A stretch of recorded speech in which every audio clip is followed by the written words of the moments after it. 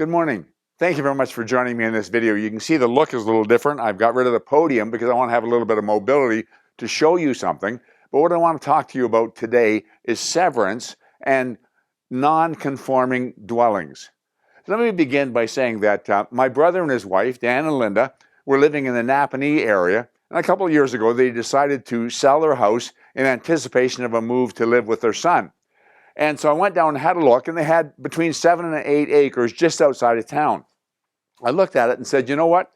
It would make sense to sever it and sell that lot off as excess land. It won't make any difference to how much price you get for the house, and it'll be found money when you sell the lot. So we did that, and we applied for a severance. And I got to tell you, this was the town of Napanee, and they were wonderful to deal with. I mean, as an example, the bylaw said the minimum frontage was 200 feet. We got away with 85 feet, and they said, you know, if we need a minor variance, even if we need a zoning change, we're willing to do that. And so we executed the severance. Now, when you execute a severance, this is what I want you to get. You have to convey the title of the one parcel so that it becomes separate from the other. It's normal with a matrimonial home that it be in both parties' name, Dan and Linda, and what most people do is they take one of the two parties and they put the other party in that title of that property. In this case, we chose Dan because Dan was older and a little bit worse health, and I'll explain why that is. So here we had the severance executed, and this property owned by Dan and Linda, and this property owned by Dan. Now, what I want you to understand with a matrimonial home is if Dan deceased before they sold the house and the lot, this property would immediately revert to Linda.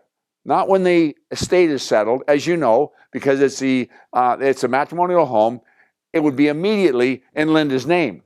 And because this would become the estate of Dan, we still maintain separate ownerships.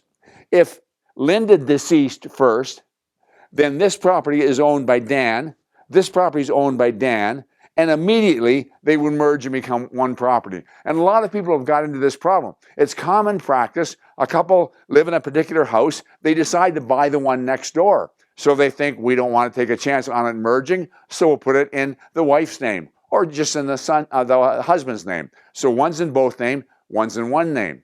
Or they do a severance like this. Maybe they don't sell it right away. One in the both couples' name, and because it's joint tenancy and not tenancy in common, they know that it would revert to the surviving spouse if one passed away.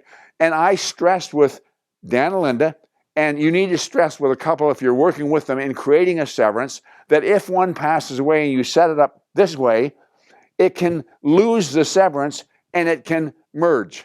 Now, if you're in town and it's in a plan of subdivision, and if there is a specific lot number assigned to the parcel that's been severed, it's not going to merge. But certainly in many cases, it may. Okay, so let's go on to something that crossed my desk this week.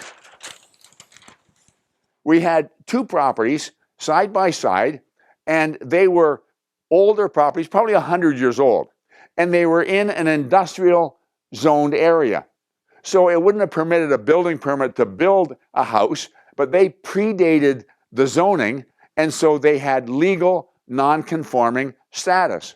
And what had happened at some point in the past, either they had bought and then one spouse deceased and the property went into the other person's name, or they didn't have the foresight when they bought it. At any rate, these two properties merged and became one property. And so now they wanted to create a severance so that they could treat these two properties separately in case they wanted to dispose of one or encumber one. So they applied for the Land Division Committee to create a severance. There was a problem. And the problem was that they were, even though they were legal non-conforming, once this severance was granted, we create a new property, and that new property doesn't have the history of non-compliance, but it is non-conforming and it's not legal non-conforming, so they turned the severance down. Well, without the severance being done, you've got one lot, two properties, very limited to what you can do. You can't very easily encumber it, you can't very easily sell it, you got to treat them as one or bulldoze them down, do something new on the lot.